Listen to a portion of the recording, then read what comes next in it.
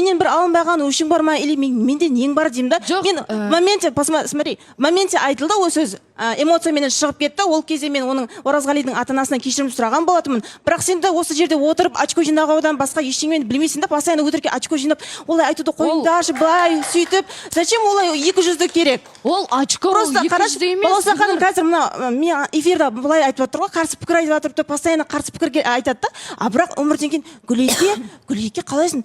Енді эфир ғой, былай деп. Қой, мен саған өтірік айтпа, өтірік айтпа.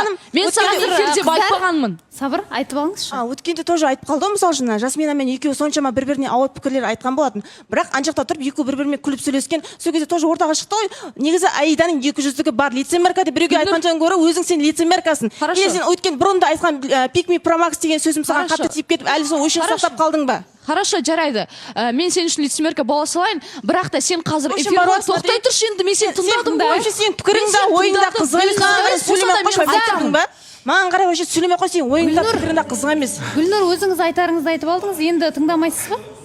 Жоқ, Балауса ханым, мен Гүлнұрге қарата ештеңе айтқан жоқпын, мен просто айттым. Гүлнұрдікі жарайды түсіндік, оған сөз жоқ өзі. Алтты жерден алып жерге салғаннан кейін ештеңе демей отырмын да. Просто сен ол нәрсеңді мен құрбыңа айтып отырмын, болды. Сен ол үшін жауап беріп отырсың да маған. Одан кейін андай, мен саған барып, ешқандай эфир ғой, маған бүйтті, ондай нәрсе айтқан жоқпын. Мен просто бардым, сол жерде мен Оразғалиға айтқан болатынмын, сен осы қыздан құтылғаныңа рахмет айт деген сияқты. Бірақ мен айтам, давай сөйлесейік деп мен әңгімеге тартам постоянно. Өйткені мен сондай жақсы көремін.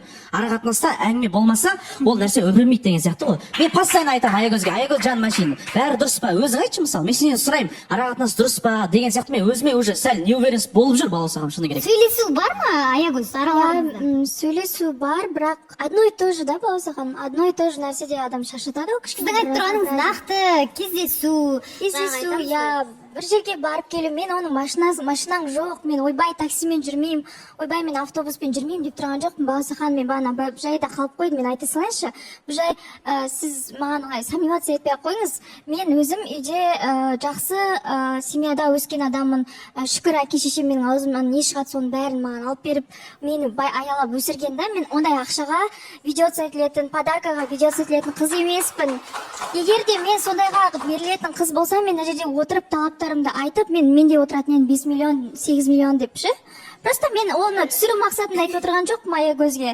Просто мен реально ол қыз енді өзінің ақшасын жақсы табатын білем ғой. Одан кейін өзінің талаптарына сай талапты қойып отыр Аягөз. Ал мен мына жерде сіздің айтуыңыз бойынша бір как будто бір осындай момент